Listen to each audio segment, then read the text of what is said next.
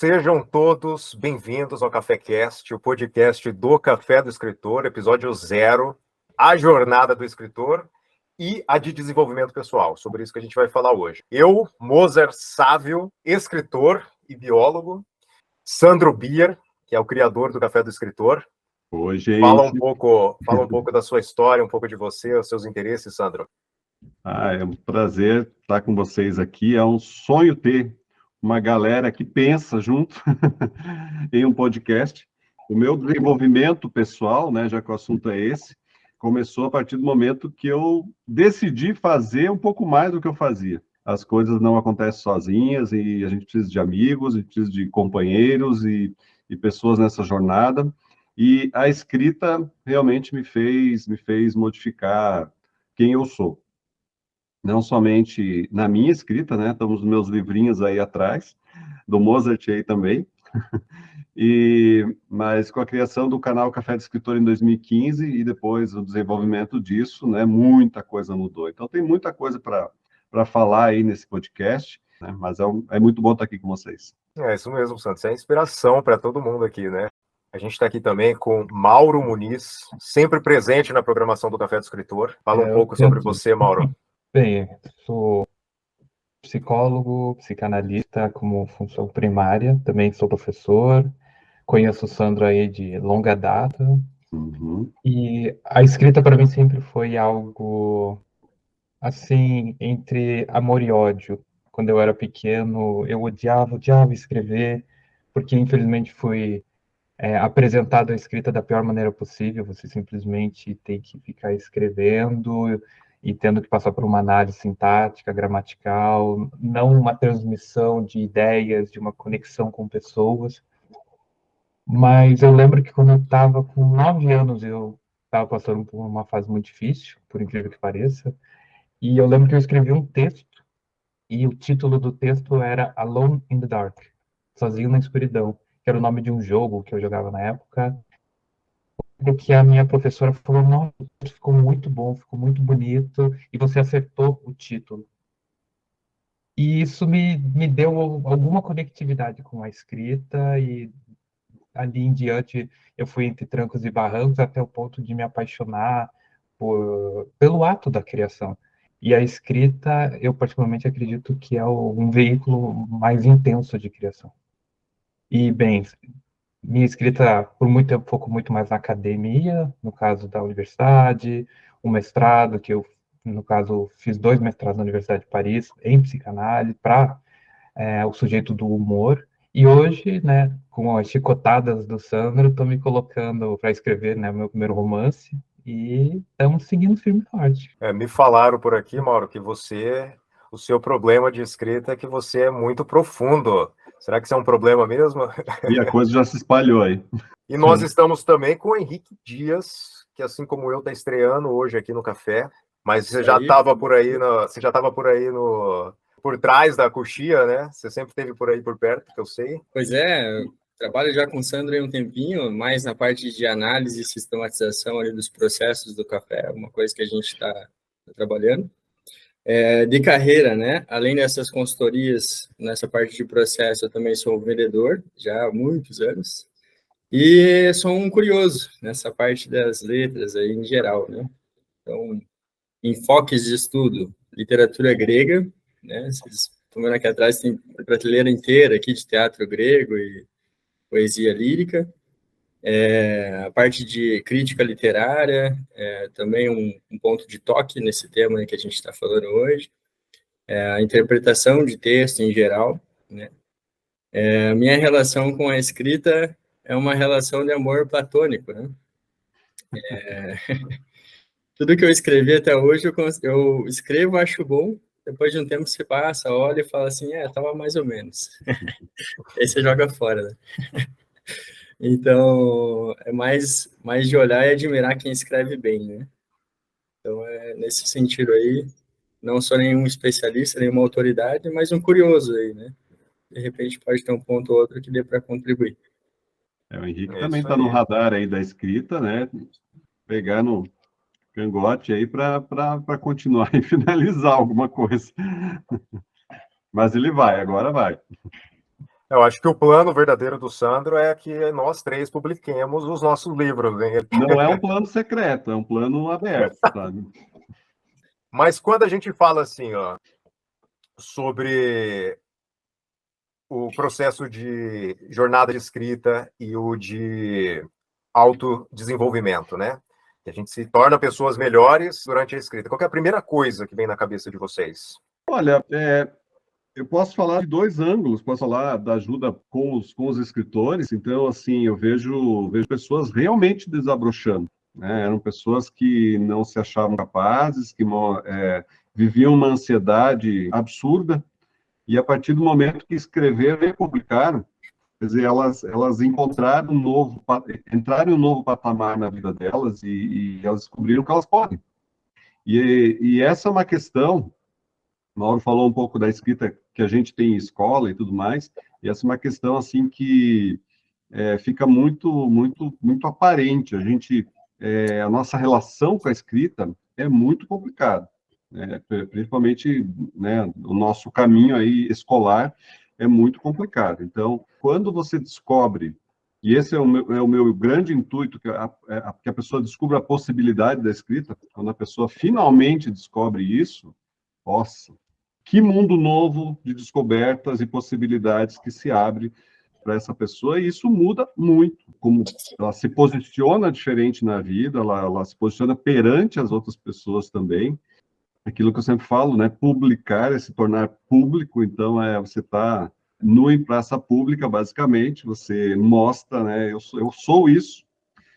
O fato de você mostrar um livro é você mostrar, dar acesso o que você tem de mais íntimo, muitas vezes, mais dentro de você. Então, é o momento que você coloca isso para fora. E esse processo, ele causa muita transformação na pessoa. Então, sim, eu acredito nisso, que a escrita muda. E eu diria assim, a escrita é o primeiro passo. Ela é uma ferramenta, mas ela é o primeiro passo, porque a partir daí a pessoa descobre muitas outras possibilidades. Como eu falei, ela descobre que ela pode, né? Isso faz grande diferença.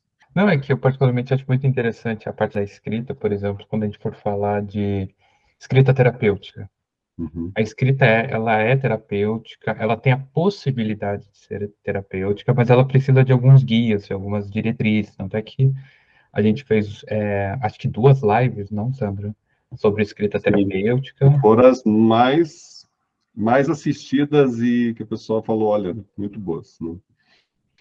Então, a escrita tem um poder organizacional, como ele tem a composição da base simbólica da estruturação humana, escrever é por ordem. E hoje em dia, assim, como terapeuta, eu posso dizer que uma das coisas mais comuns no consultório é pessoas imaturas e pessoas que estão vivendo desordem, pessoas que estão em caos. Então, só delas estarem narrando o que está acontecendo na vida delas para uma outra pessoa, isso já começa por ordem. A diferença é que na escrita é uma ordem diferenciada, porque você está tendo que construir algo, você está expressando no papel, não é simplesmente a palavra solta, é quase como se é a concretude da palavra. Então é um elemento muito distinto, não é qualquer pessoa que consegue sentar e escrever, mas é muito mais fácil você falar. Então, tem várias técnicas envolvendo a escrita para o elemento terapêutico, não substitui uma terapia, mas ela tem, assim, algo de norteador, e, sinceramente, hoje em dia, as pessoas estão extremamente desbussoladas, e a escrita tem o poder de conseguir colocar elas no trilho, novamente. Mas é necessário saber que trilho é esse que ela tá também, né? Então, essa ideia de trilho, assim, era exatamente o que estava na minha mente, porque falar simplesmente assim, a escrita pode te tornar uma pessoa melhor, né? Pode soar, às vezes, até meio clichê, né? Então, é interessante perceber o escrever, né, como uma atividade que pode acompanhar a pessoa em várias fases diferentes da vida, em vários âmbitos diferentes da vida, e em cada um desses pode ter uma aplicação que vai te ajudar a ter, de repente, um melhor traquejo ali no que você está fazendo, né? Então, um ponto que eu vejo, assim, que é mais inicial, embrionário, é o que vocês já tocaram, que é justamente essa questão mais terapêutica, essa capacidade de você, às vezes, ter angústias, ter sentimentos, ter questões interiores ali que estão totalmente em ebulição dentro de você. E o processo de escrever te ajuda a ordenar essas várias forças interiores e dar uma maior clareza para o que está acontecendo contigo. Então, num primeiro nível, ela teria essa capacidade de te tornar uma pessoa mais estável e mais segura de si, né? Então, você tem uma aplicação que é totalmente privada. Quando você entra numa esfera mais social da vida, o escrever com clareza te ajuda também a abrir portas, né? Profissionais, etc., né? Você consegue comunicar o que você quer, comunicar problemas que estão acontecendo, os cenários que estão acontecendo, né? Escrever um bom e-mail, por exemplo, né? É uma coisa que está cada vez mais difícil, né?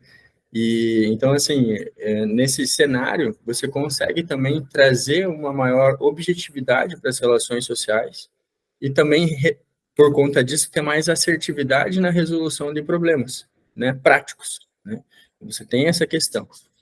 E aí é interessante, porque até aqui a gente está falando, né, de um nível privado e um nível público, né, de certa maneira, mas são coisas extremamente fugazes, né? Então, você está escrevendo e vai passar. Não tem nenhuma pretensão de fazer com que aquele texto perdure, né? E mesmo que seja um texto bem escrito, né? Eu acho que aí há uma possibilidade desse trilho seguir um pouco mais acima e você perceber uma utilidade mais contemplativa na escrita, no sentido de conseguir captar algo da vida e expressar esse algo de uma forma que seja mais perene. E aí você, sim, consegue cristalizar, né, esse algo da vida numa obra escrita, numa obra literária, que vai ter a pretensão de durar mais do que o momento do dia, né? Então, nesse sentido, a escrita ela pode também ser reveladora, né, de facetas da nossa vida, né? Sim. Você falou aí 2 pontos que quando eu penso em... a primeira coisa que vem na minha cabeça, né, sobre esse processo, eu penso o seguinte: a escrita, primeiro, a gente tem que entender o que a gente está querendo dizer. Às vezes a gente pensa que sabe alguma coisa, até a hora que a gente começa a escrever sobre ela, e a gente percebe que, na verdade, a gente não compreende direito. E aí você falou sobre essa parte de organizar os nossos sentimentos, e entra aí na escrita terapêutica, da gente poder entender o que a gente está realmente sentindo, para a gente conseguir expressar.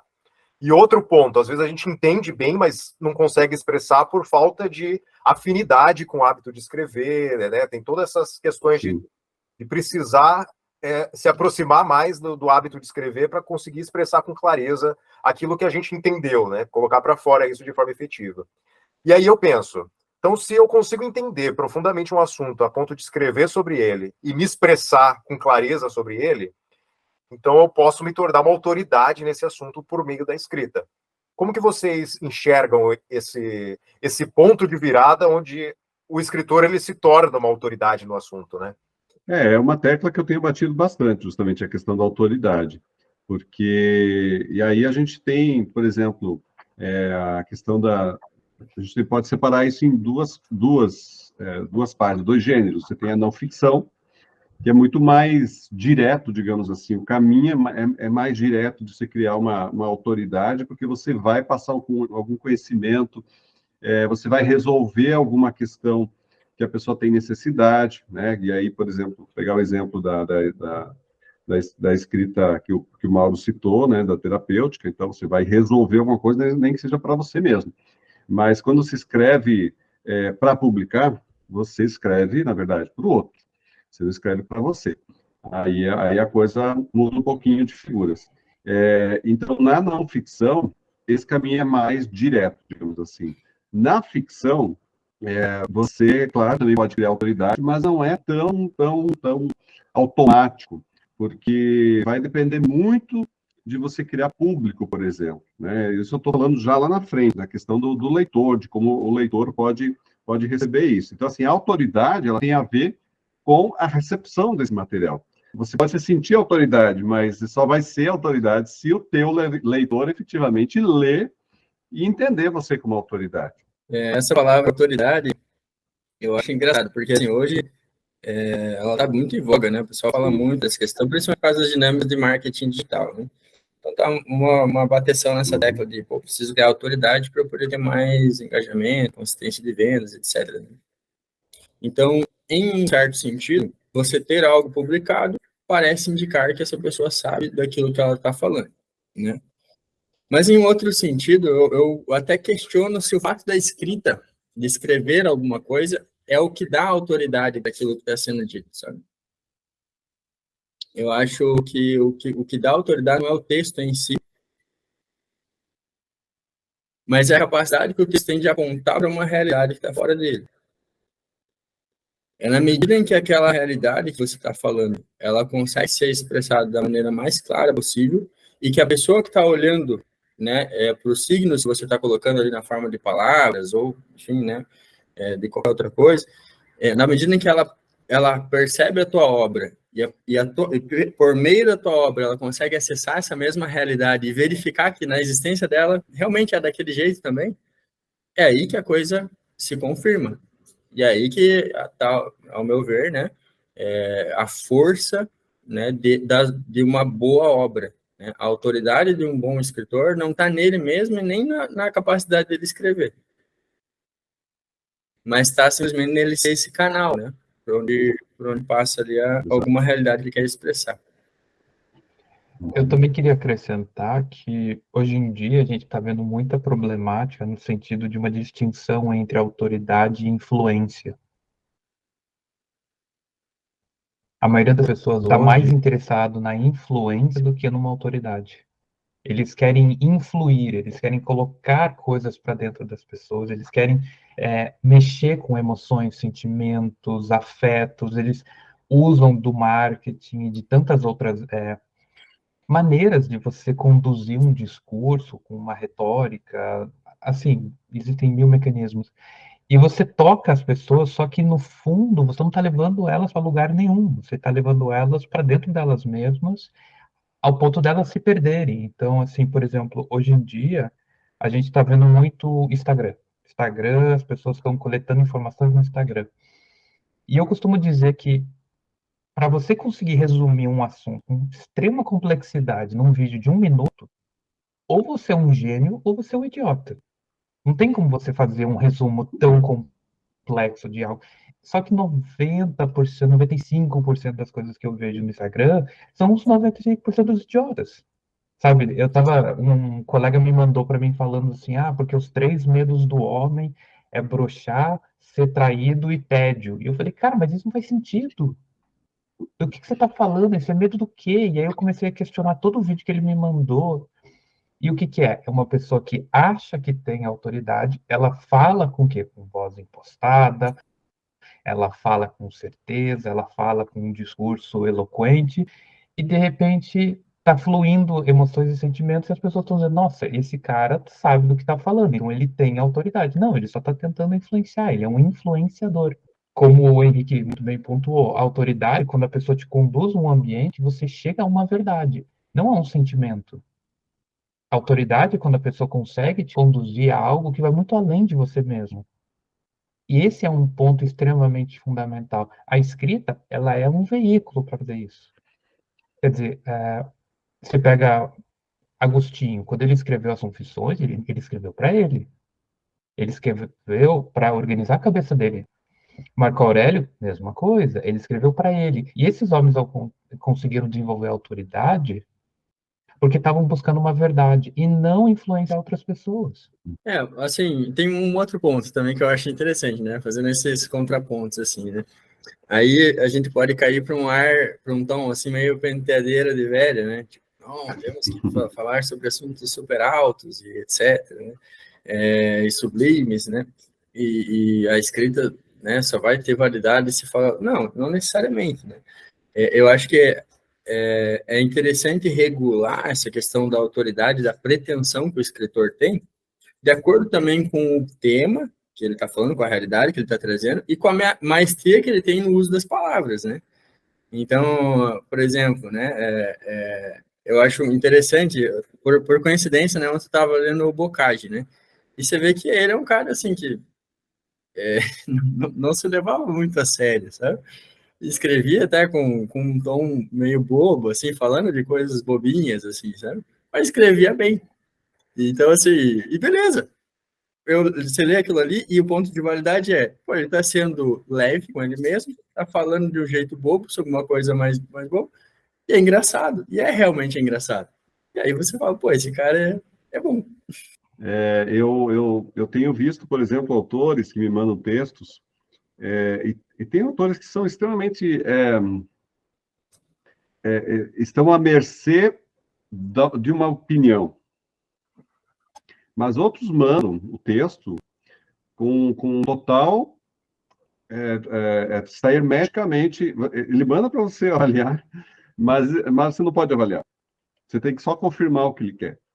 E aí fica muito complicado, porque às vezes o cara até tem uma fluência boa no texto, ele até consegue desenvolver o texto, mas ele não é atraente. Então, quando eu leio aquilo, eu falo, cara, tá tudo certo o que ele escreveu, mas o leitor vai achar que é muito chato isso aqui. Parece meio um relatório, né? Porque não conectou com o leitor. Então, acho que essa questão da autoridade, né, também complementando o que o Mauro falou, né, de não só ser influencer, mas justamente de trazer uma verdade que vai criar alguma coisa, vai ter uma base sólida, ela tem que, de alguma forma, ela tem que ter a resposta do leitor. O leitor é que dá o complemento disso, né? A obra, por si só, vai ficar lá, vai ficar na mão dele. Então, quer dizer, essa maneira que eu aí oriento o autor, olha, você precisa, né, deixar o leitor também entrar nessa partilha aí que você propôs fazer, mas você não compartilhou nada, você só disse eu sei e você não sabe nada. Então, acho que é um assunto bem delicado, né, e como o Henrique também falou, que está muito, as palavras estão muito mal usadas, né, e vale sim mais discussão a respeito disso, porque é um tema bem interessante e até polêmico.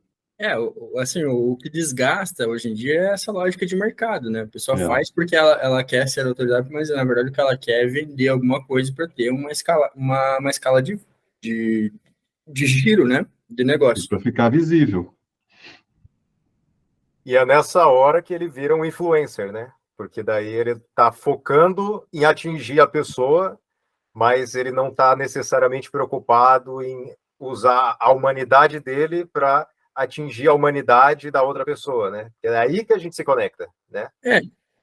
Então, não que seja um problema, né? Você buscar, né, instrumentalizar ali algum texto para vender, né? Se eu não me engano, o Dostoiévski ou Tolstói faziam muito isso.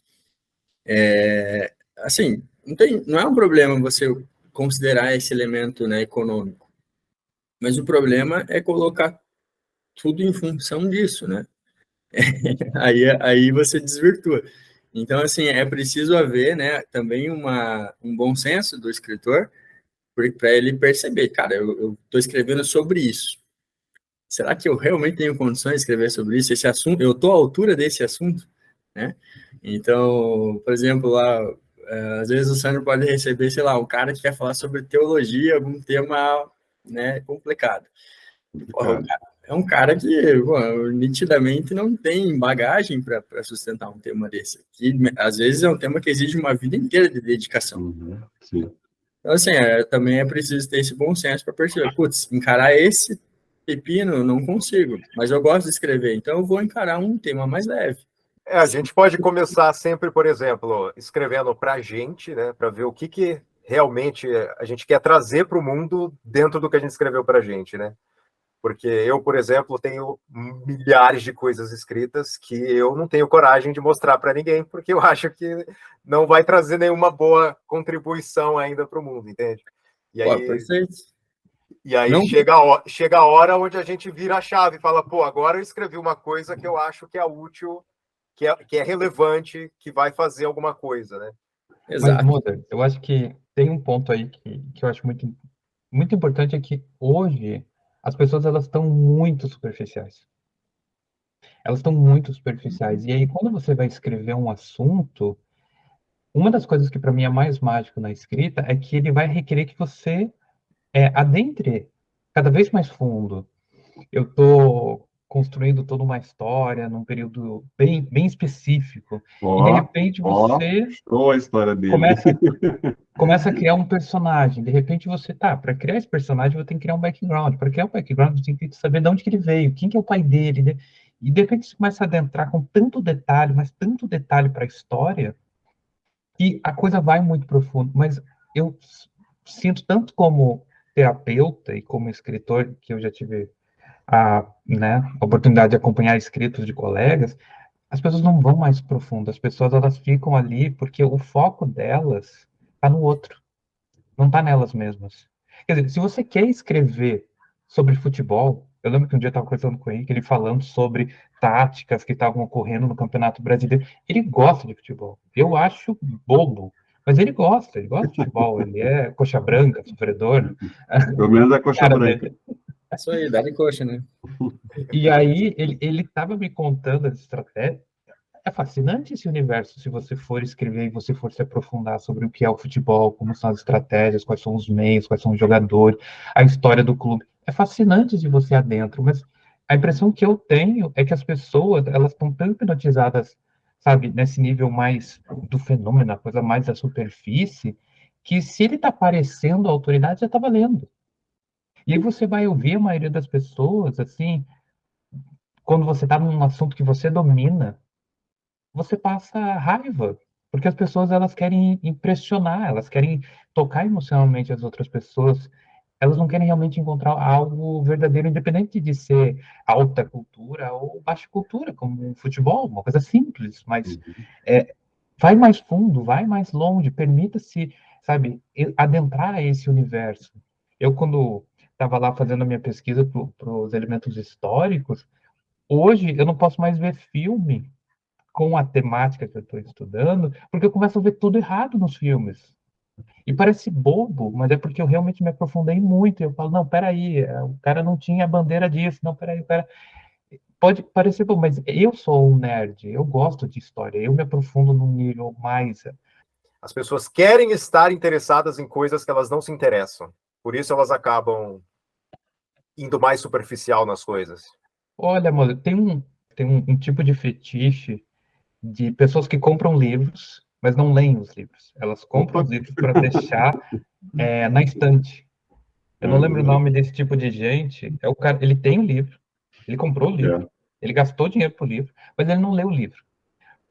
Ele quer ter o livro, ele quer que pessoas cheguem em casa e falem: Nossa, você tem a coleção, nossa, Balzac, nossa, Victor Hugo, uau, você é um homem muito culto.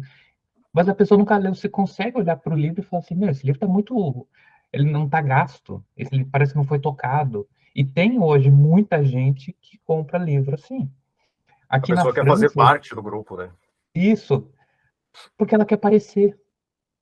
Ela para, né, ser. Eu quero ser como? Aparecendo. Então, me olhe, imagine que eu sou isso, e isso já é o suficiente para mim. E é Essa é a pobre. bibliofilia. Aí, ó. Bibliofilia.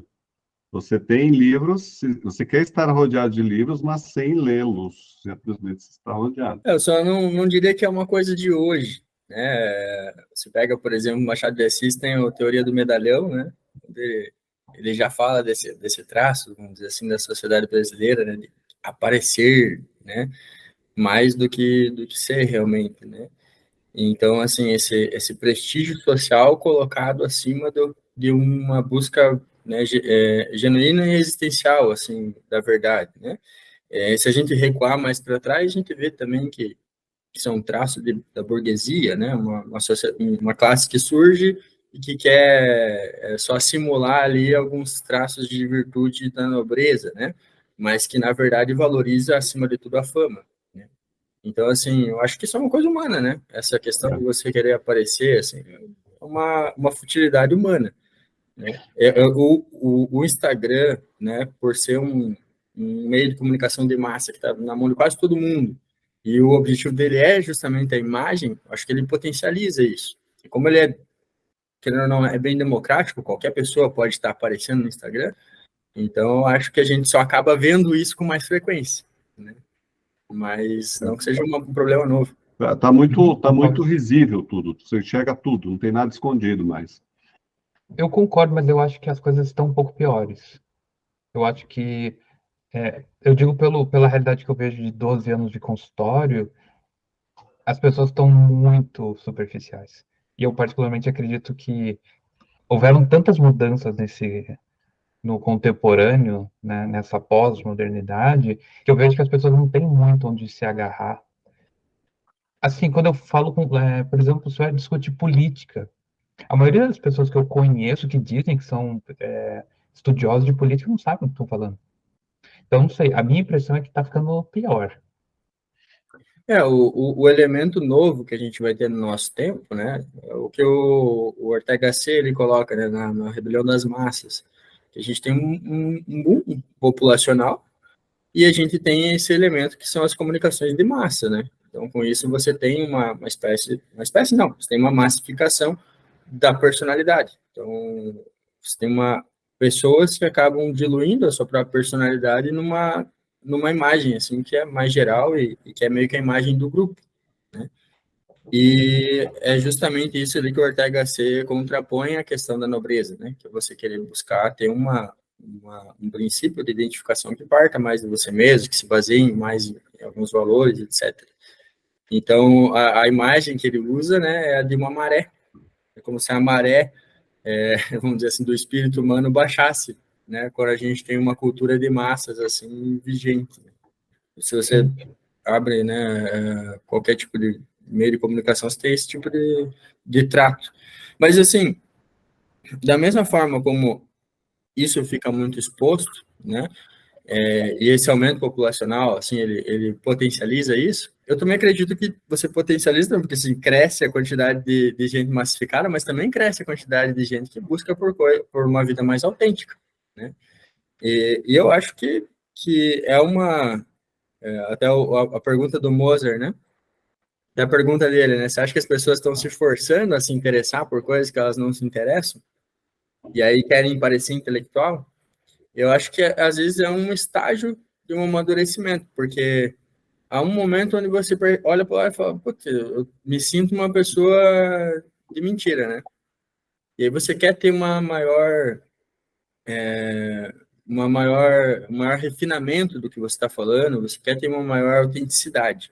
E aí você começa a buscar isso, mas você ainda não sabe muito bem aonde colar esse ímpeto.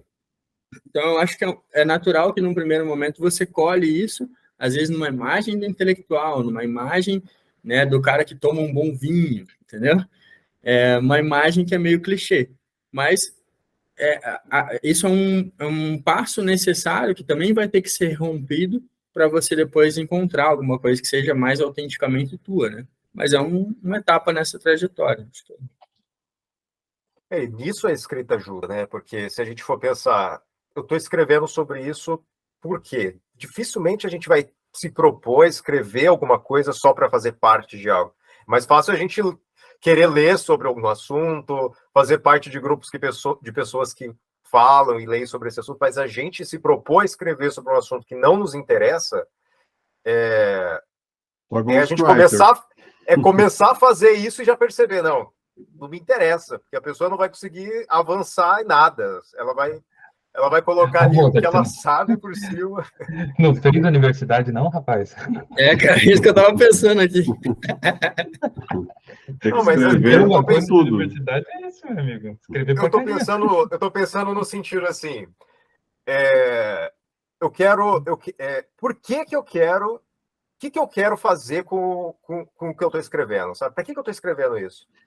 Porque o momento de escrita é o momento que a gente deveria estar também aprendendo.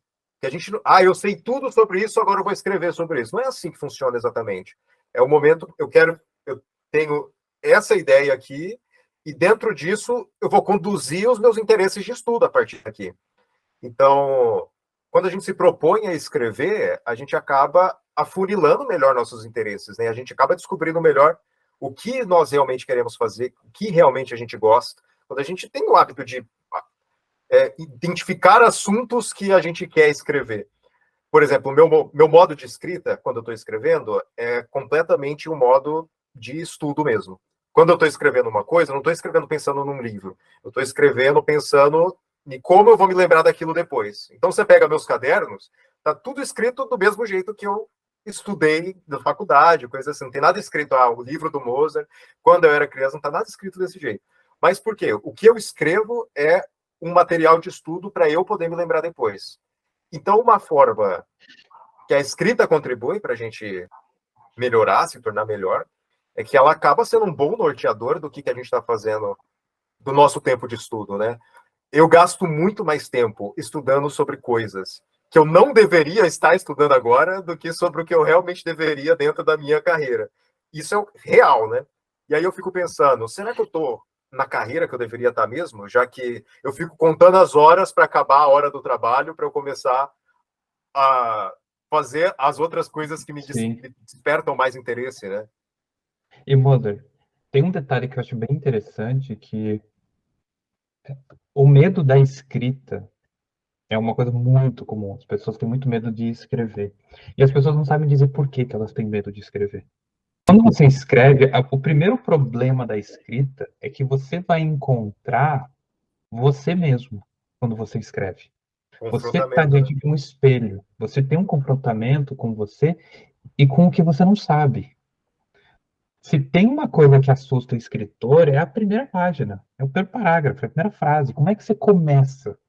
Como é que você inaugura? E aí, o que você tem? Você tem um reflexo da tua ignorância, da tua falta, dos teus tropeços. E aí, o que você pensa? Eu vou pôr conhecimento ali. Então, deixa eu ler mais um livro, deixa eu ler mais um artigo, deixa eu construir mais conhecimento para quando eu chegar, eu não tiver... Esse medo não vai estar ali, mas o medo vai estar sempre ali. Porque nós somos seres faltantes em termos de constituição. Então, a pessoa, quando vai escrever, primeiro, está diante dela, ela precisa saber, eu não sei tudo, eu nunca vou saber tudo, eu nunca vou estar preparado para escrever. Só que aí você passa para o segundo ato, que é você se interessar e se jogar nessa piscina, essa piscina gelada, como eu costumo brincar. Você tem que começar a escrever, você tem que se jogar e começar a fazer alguma coisa. Na verdade, a gente não se torna uma autoridade ao escrever o livro, né? O livro é uma consequência da gente já ser uma autoridade naquele assunto. A pessoa, para escrever um livro e se tornar uma autoridade no assunto, ela já sabe qual é o tema da vida dela, ela já tem as motivações dela, ela já sabe aonde ela vai encontrar inspiração, já sabe aonde ela vai encontrar, já tem a disciplina de continuar seguindo esse tema dela, porque ela já sabe para onde ela está indo.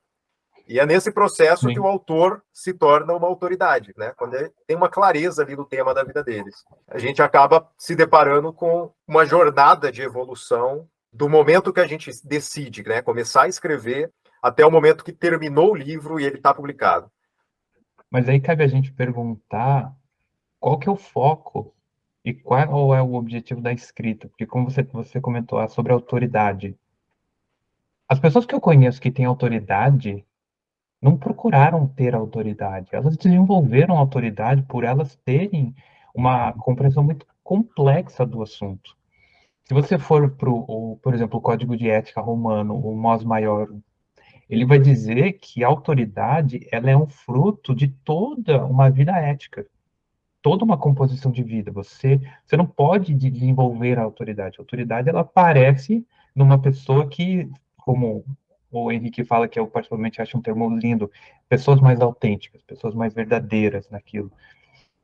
E todas as pessoas que eu conheço que têm autoridade na minha vida, por exemplo, o Henrique, para mim, é uma das pessoas que tem muita autoridade na minha vida, e assim, ele não busca essa autoridade. Ele não tá assim, como fazer, mais ou menos, vai esperar. Então, faz assim, faz o Pix, então, mas a autoridade, você não busca autoridade. Quando você escreve um livro, você não busca fazer um best-seller. Quando você faz uma postagem no Instagram, você não tem que pensar, isso aqui vai viralizar. Você tem que construir algo que você realmente possa olhar e falar assim, eu tenho orgulho do que eu fiz, olha que bonito isso aqui, olha a construção disso. Independente se socialmente ele vai bem quisto. Quer dizer, como psicanalista, eu fiz uma dissertação sobre humor. Quem é que pode ler aquilo ali? É só psicanalista que vai conseguir ler aquilo. Quer dizer, eu tenho um baita de um orgulho sobre a distinção do humor e da comédia. É um assunto riquíssimo, mas se eu enviar a minha dissertação, vocês não vão entender nada. Você fala assim, meu, o cara é maluco. Os termos, as colocações, o discurso freudiano, lacaniano. Mas eu não fiz para os outros, eu fiz para mim. Eu fiz porque era uma temática que eu queria entender. O meu irmão um dia chegou para mim, quando eu estava para fazer o mestrado, ele falou assim, Mauro, me responde uma pergunta. Eu falei, claro, por que que tem tanto humorista depressivo?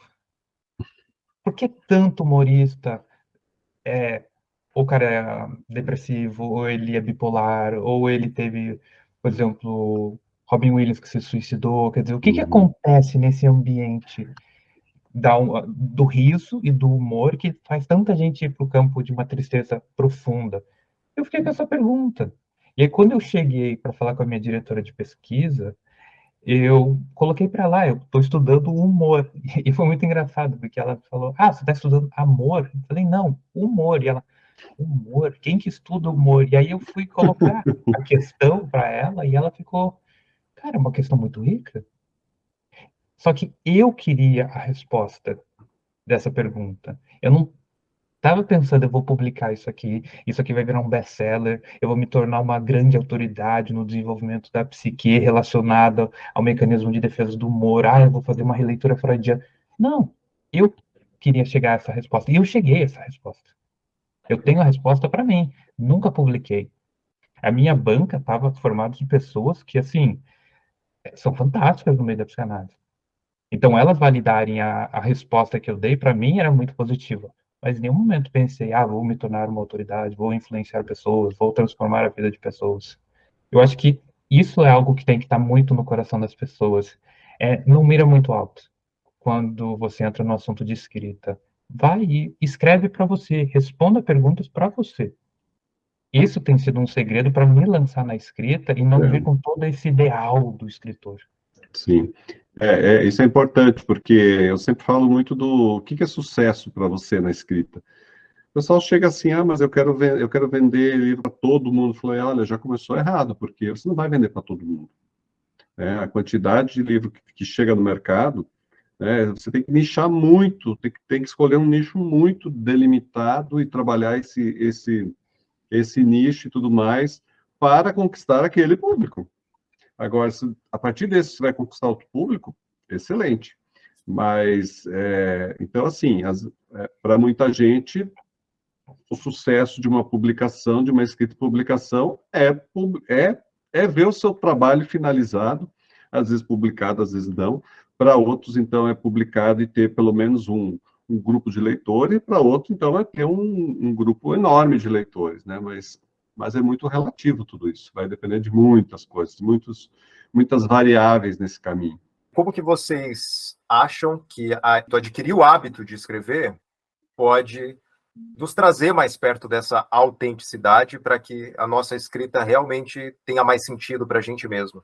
Eu acho que dentro dessa parte da escrita te forçar a uma análise, né, daquilo que você está querendo dizer.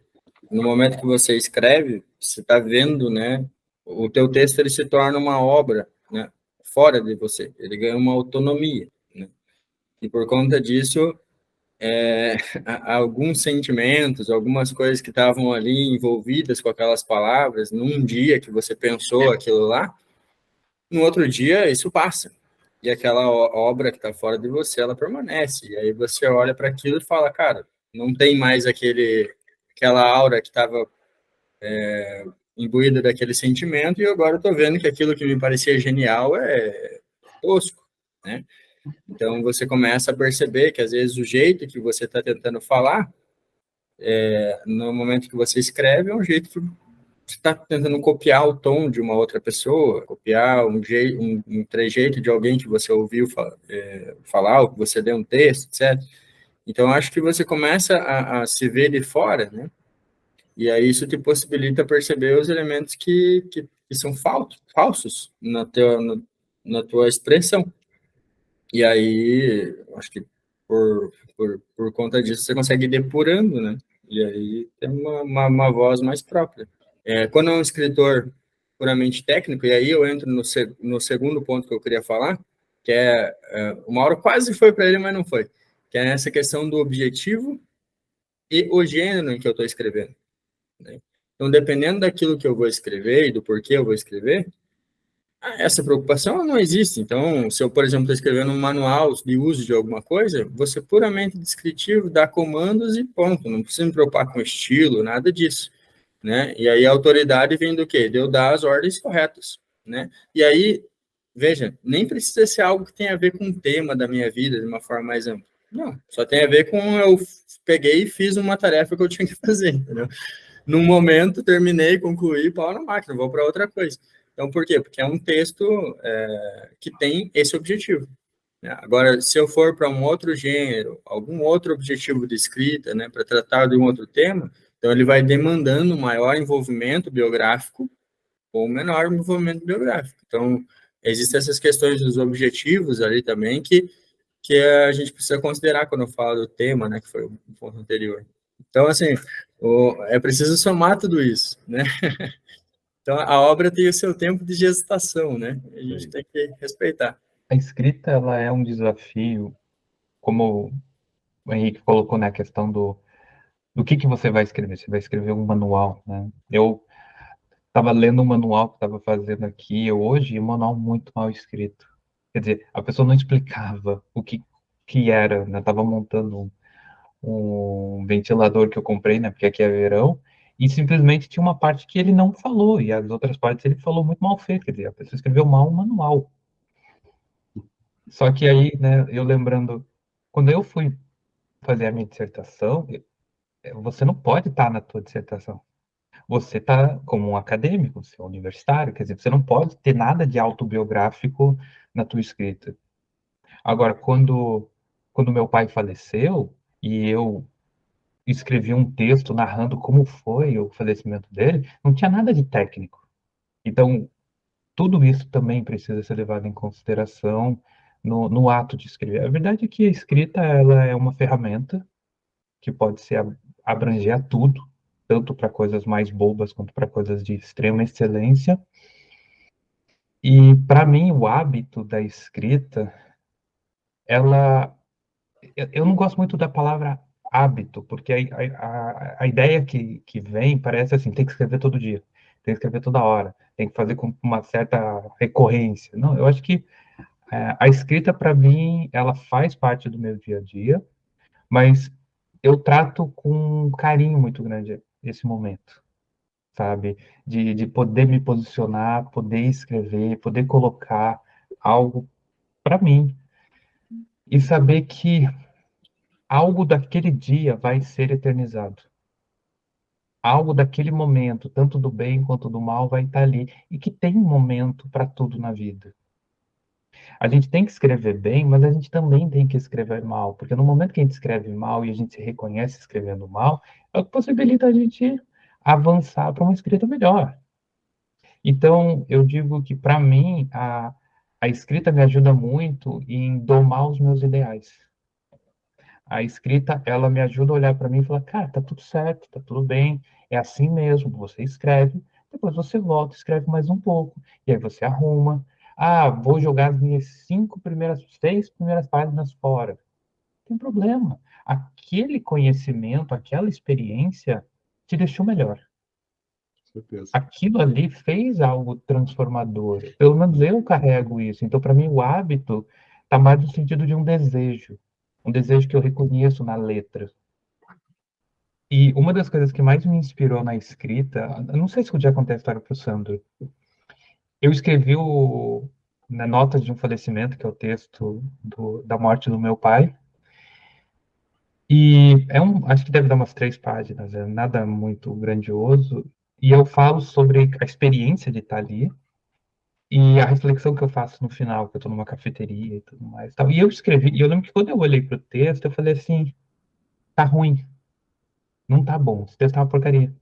Só que hoje eu reconheço que a porcaria é porque o que eu queria falar não estava ali. Tinha mais coisas que eu queria falar. Só que a essência do texto era basicamente um grito por socorro porque eu estava em luto. E eu queria que as pessoas soubessem que eu estava em luto e que viessem vir falar comigo. Só que quando eu escrevi, eu achei, nossa, o texto tá muito ruim, tá fraco, não tá bom. Só que o anseio pelo conforto do luto, do falecimento do meu pai, falou mais alto e eu publiquei, coloquei no Facebook na época, e muitas pessoas leram e acharam belíssimos. Minha analista da época leu, achou belíssimo.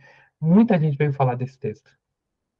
E aí, o narcisismo, né, vai lá pro telhado, né? Você fala, nossa, eu que escrevi isso aqui.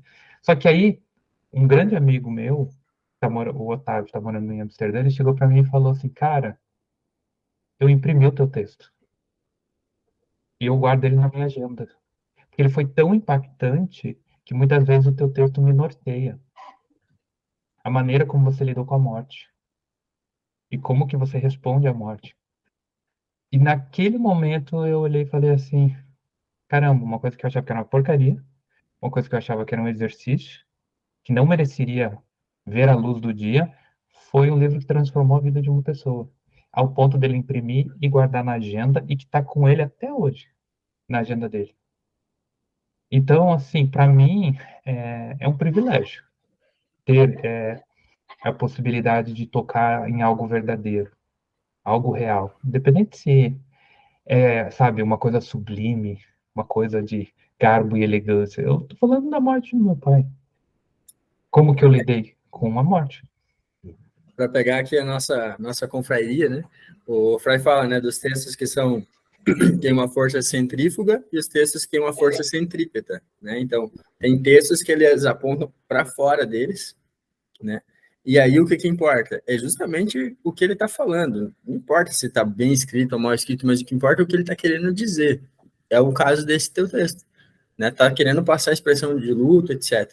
E tem textos que são centrípetos, apontam para dentro, né? Então, aí o que importa é justamente a forma, a composição, né? Aí é preciso que ele esteja bem escrito, por quê? Porque ele é uma estrutura que se autorreferente, né? Então faz referência dentro dele mesmo. E aí a experiência ali dentro do texto é que é importante. Quando a gente fala de um texto de ficção ou de um texto de um poema, etc., né? A gente está nessa categoria de textos que são extremamente centrípetos. E aí a experiência de leitura é muito importante. Quando a gente vai para outros gêneros, daí aí isso acontece. Você veja um texto de tipo jornalístico, né? O que importa é a notícia, tá ligado? Tem que falar. Sim. Mas aí que você entra num ponto interessante, porque um texto jornalístico, ele teria que ser uma força centrífuga que vai jogar para fora, que vai informar, que vai trazer dados para as pessoas. E hoje em dia você vai ver muito jornalista que está dando opinião, que está falando do que ele interpreta sobre a Constituição, ou ele montando os fatos da coisa. Então, assim, tem de tudo, tem de tudo, mas não desmerece o que o Fry falou. Assim como você tem, né, várias pessoas que querem escrever um texto de ficção, que escrevem muito mal, né? Uma verborragia ali, tá cheia de adjetivos em cima de adjetivo, né? Então, assim, uma coisa que você vai lendo e fica lá repetição, uma coisa chata, né? Agora nós temos as perguntas da audiência. Começando a pergunta do Hugo Bump, de Goiânia. O que vocês acham sobre construir uma carreira em uma área, mas quando eu decido escrever um livro, eu quero escrever sobre outra coisa completamente diferente, mas que eu tenho muita afinidade? Tranquilo? Ele quer construir a carreira numa área, mas quer escrever sobre outra, é isso? Ele tem a carreira já numa área. Ah, já tem. Já tem. E, pelo que eu penso, é que ele acha que ele deve escrever sobre o que ele tem aval para escrever, sabe? Uhum. Ele quer saber, eu posso escrever sobre coisas que eu não tenho formação, mas que eu gosto? Que pode. Olha, eu diria para o Hugo que essa é a coisa mais comum que tem. Eu tenho escritores aqui que são médicos, Médico tem um monte, gente. É impressionante como os médicos decidiram escrever. Tem médico, tem dona de casa, tem área de finanças, tem cara que luta judô, tem cara que luta isso, que faz aquilo. Gente, e aí escreve uma coisa completamente diferente daquilo porque assim, né, você às vezes, como você estava falando no começo, né, às vezes você meio que se força a seguir uma direção, mas a tua escrita, ela está tá sendo construída na tua mente por uma coisa completamente diferente. Então, não tem o menor problema e você não tem a menor... você tem o aval para fazer isso, da maneira que você achar que tem que Sim. fazer. E eu acrescentaria, assim, para o Hugo, cara, não tenta fazer muito sentido nas conectividades da tua vida. Ah, eu trabalho com engenharia, então eu tenho que escrever coisa de engenharia. Cara, deixa a coisa livre. Faz do jeito que você quer, não tem regra, sabe? Eu sou psicólogo, estou escrevendo um romance, mas daí já foi fazer outra coisa. Quer dizer, meu, Então, Hugo, vai e escreve sobre o que você quiser, tá? Não se incomode com isso. Tem outra pergunta aqui do Anderson Odon, de São Bento do Sul, Santa Catarina. Ele é professor e quer saber se incluir escrita nas aulas de literatura vai ajudar os alunos dele a se desenvolverem, né, como pessoas. E ele quer saber se vocês acham melhor que ele faça essa recomendação para a escola, para começar desde o ensino fundamental ou a partir do ensino médio. É uma pergunta interessante, na verdade, né? Mas eu acho que é legal, cara. Acho que é legal, às vezes, pegar, misturar, assim, fazer alguns exercícios de imitação, né? Principalmente. Então, pega lá um texto do Machado de Assis e pede para eles contarem alguma coisa da vida dele imitando o estilo, né? Eu acho que isso é interessante. ô Henrique, você não tá subindo a barra um pouco alto? Claro que não, cara. Claro que não. É óbvio. Tipo, você tem que pegar ali vai medindo a complexidade. Um aluno de ensino médio, um cara que vai ter uns 15, 16 anos, sabe? Se o cara já escreve e já tem ali alguma, né? Vamos imaginar que ele já passou por alguns anos ali de aulas com esse mesmo professor que já deu algumas coisas para eles antes, né? Não tem problema nenhum ele pegar e continuar num exercício um pouco e puxa um pouco mais o aluno, sabe? Na verdade, eu acho que é a melhor idade para ter esse tipo de exercício. Porra, eu adoraria se eu tivesse tido uma coisa dessa. Eu adorava também quando tinha isso na escola. Tem uma pergunta da Maria Júlia, que é psicóloga, e ela recomenda muito escrita terapêutica para os pacientes dela.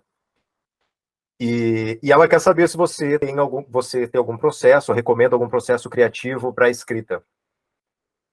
Eu colocaria para ela, eu não sei qual técnica que ela usa na abordagem terapêutica dela, só que uma das abordagens mais primordiais, ela leva em consideração que a pessoa ela tem uma associação livre. Então você deixa a pessoa escrever sobre o que ela quiser escrever. A condução da escrita, você está conduzindo a pessoa a um ideal e a um ideal de um outro. Quanto mais livre for o paciente, quanto menos ele pensar, melhor é. Isso para o ato terapêutico da fala. Agora, eu diria que da escrita, é você deixar a pessoa livre para escrever. Isso numa questão terapêutica. Que ela possa se expressar, que ela possa encontrar meios de sentir um ambiente seguro para escrever. A escrita terapêutica, ela é muito boa, mas eu digo que pela prática clínica, poucas pessoas aderem à prática, porque você tem que encarar, como eu falei, um medo, um espelho, e a maioria dessas pessoas são frágeis, então elas não dão muita conta de escrita terapêutica.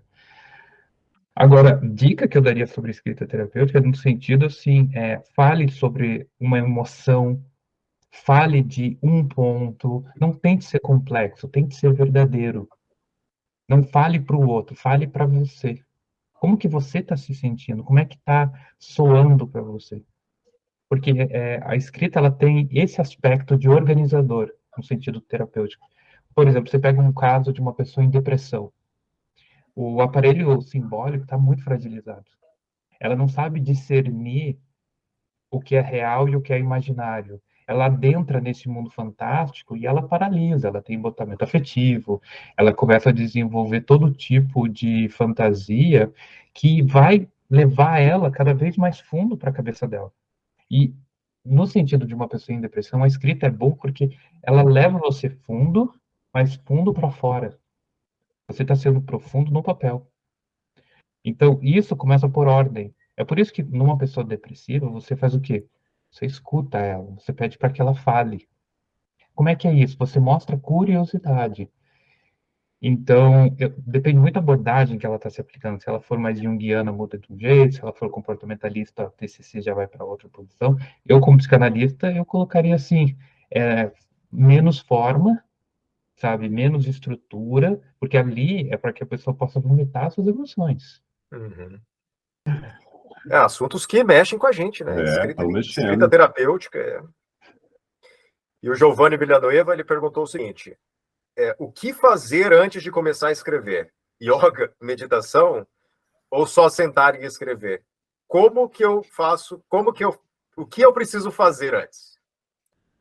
Assim, vamos pôr aqui, ele está falando, né, como é que ele quebra o ato da procrastinação da escrita. Como é que eu escrevo? O que eu faço? Claro, vamos zoar aí, põe umas velas, põe um incenso. Não, cara, acho que assim, o processo da escrita, ele é um processo de humildade. Eu vou tentar usar essa palavra. No sentido de que, para você escrever, você tem que chegar da maneira mais simplória sabe? Eu lembro de um amigo meu que, para escrever, ele queria numa cafeteria, ele queria pegar um cappuccino, ele queria ficar no ambiente cool. Tipo, levar cara. uma máquina de datilografia. Então, sabe, tipo assim, escrever, ele leva você para essa constituição mais real. Por isso que eu digo da humildade, você reconhecer que você é pobre, cara, você não é grande coisa, sabe? Por isso que a gente brinca, senta e escreve, porque, tipo assim, é tipo trabalho. Para de encher, vai, senta e... Não é grande coisa. A escrita não é tão nobre quanto as pessoas acham. Ela pode tornar-se nobre com a diretriz que você vai dar no teu conhecimento. Mas escrita em si não é nobre. Eu escrevo, sabe? O que eu tenho que comprar no mercado? Quer dizer, isso é um ato de escrita. Eu vou deixar um recado. Não, cara, relaxa. Você só está escrevendo, você não está fazendo nada demais, você não está salvando o mundo. Você não está ganhando o Nobel de literatura. Cara, essa mentalidade tem que começar a adentrar de que você só está fazendo só mais uma coisa do teu dia. Sim. Eu ainda complementaria dizer que você tem que escrever o que vem na sua cabeça. Essa coisa de você já ligar o seu editor interno e você já começar a dizer, isso aqui não posso falar, isso aqui não posso falar, será que está certo? Será que isso aqui tem acento? Aí você não avança. Você tem que dizer o que você tem para dizer. Mesmo que não faça sentido, mesmo que não tenha uma ordem aparente, nem que não tenha, não faça um sentido tão grande naquele momento, mas é aquela coisa, você vai olhar no outro dia, vai ver se tem alguma coisa que aproveita, às vezes você faz muita coisa que você não vai aproveitar, ou um dia talvez você vai retornar, mas pelo menos colocou alguma coisa. E aí depois a gente pode juntar com o tal do hábito, né? E aí fazer isso regularmente, como você faz outras coisas, como o Mauro falou, né? Mais uma coisa que você faz todos os dias, ou quando você acha que tem que fazer. A última pergunta é do Rafael Schroeder, do Rio de Janeiro. Ele é jornalista e ele está escrevendo uma matéria sobre um tema completamente novo para ele. E ele quer saber qual é a importância de se tornar um leitor antes de se tornar um autor. Enorme. Enorme, né? Em primeiro lugar, o cara que é um autor, ele precisa ter uma imaginação flexível o suficiente para perceber que aquilo que ele está falando não está sendo distorcido por algum vício imaginativo que ele tenha, né? Então, às vezes, a pessoa ela está tão acostumada com uma imagem da vida que ela não consegue interpretar coisas que fujam daquela imagem. Ser um bom leitor te ajuda a imaginar a vida de várias formas possíveis e contar histórias, né, de maneiras diferentes. E com isso a tua imaginação ela começa a ficar mais articulada. E aí você começa a ter mais referência, né, mais figurinhas ali na tua memória que vão te ajudar, né, a pegar aquilo que você quer, aquilo sobre o que você quer escrever nesse momento e a encontrar a forma apropriada para falar sobre aquilo. Mas tem um ponto que a tua obra, querendo você ou não, ela vai entrar num sedimento de uma tradição de escrita, né? Então, assim, querendo ou não, você está entrando numa conversa que já existe há muito mais tempo que você, né? Então, assim, você não pode pegar o bonde andando e querer sentar na janela, né? Você precisa saber como está essa conversa, o que estão falando, né? Como estão falando. Uhum. E você ter uma visão, né, panorâmica, assim, da tradição literária onde você quer entrar, né? Vai te ajudar a ser uma pessoa mais relevante também, a ter um texto mais relevante. Eu percebo, quando eu recebo textos de autores, dá para perceber nitidamente quem lê e quem não lê. Você percebe exatamente, porque que nem o Henrique falou, você o leitor regular, aquele que já tem uma caminhada na leitura, ele já tem uma bagagem, ele já traz muita coisa. Agora o outro não, ele vai jogar muita coisa lá e aí essas coisas não foram checadas, não teve um acompanhamento muitas vezes, é coisa da cabeça dele. Não teve sabe, não bateu com ninguém isso. E aí você percebe, geralmente é uma leitura, é uma escrita mais rasa, é uma escrita que não conecta, que não aprofunda, e ela muitas vezes é bastante egoísta, né? Nessa questão justamente que você não conecta com nada, você simplesmente fala o que está na tua cabeça, porque você não tem repertório além disso, né? Então, sim, né? Respondendo a pergunta, a leitura é essencial. O Henrique, ele colocou, eu acho que esse ponto, que volta para aquilo que eu comentei sobre a humildade. Você está entrando numa conversa e está muito tempo sendo feito. Quer dizer, né, eu volto a trazer essa irritação, porque, quer dizer, eu estou propondo algo para um discurso psicanalítico, que foi desenvolvido por um cara chamado Freud há 100 anos, e que está sendo debatido e está sendo constituído desde então. E autores geniais, pessoas fantásticas, contribuíram para essa discussão. Então, eu chegar e não saber do que eles estão comentando sobre o assunto em si, ou pessoas que foram depois deles, tanto as boas vozes quanto as más vozes, as pessoas que falaram besteira. Eu preciso entender o que é bom e o que é ruim. Então, leia tudo, saiba o que está acontecendo e tenha humildade, como o Henrique muito bem pontuou. Você não vai entrar sentando na janelinha. Quer dizer, eu vou escrever algo sobre um. Eu nunca vou chegar ao nível de um Freud. Porque, primeiro, eu não tenho o grau de obsessividade que ele tinha. E segundo, quer dizer, você está entrando numa conversa de gente grande, de muita gente. A tradição psicanalítica é uma tradição centenária.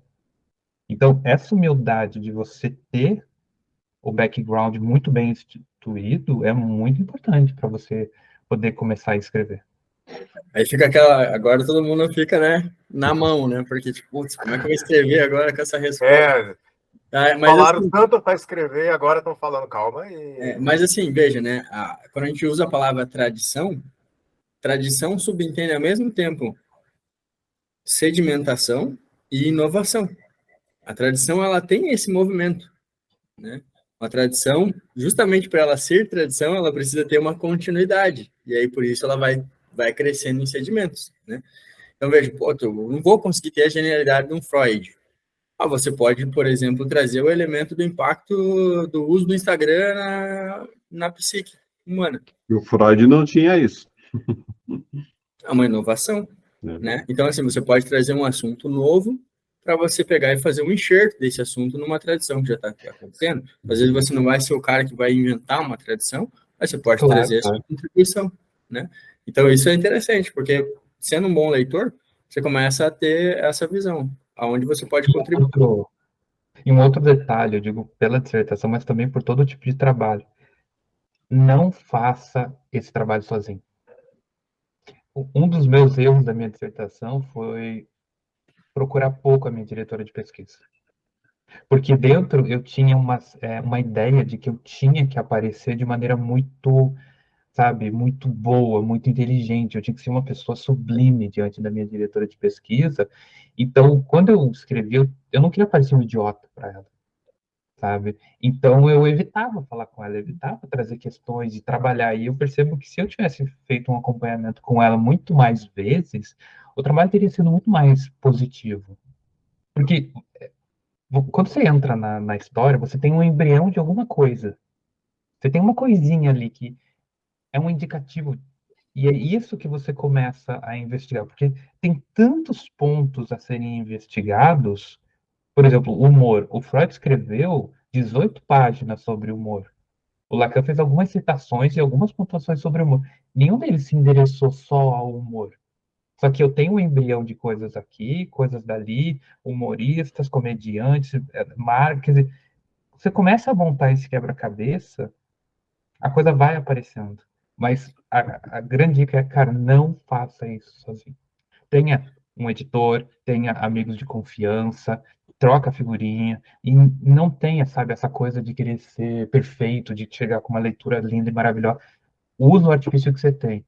Usa o artifício que você tem. Não fica sozinho que não dá, cara, dá merda. Desculpa o termo.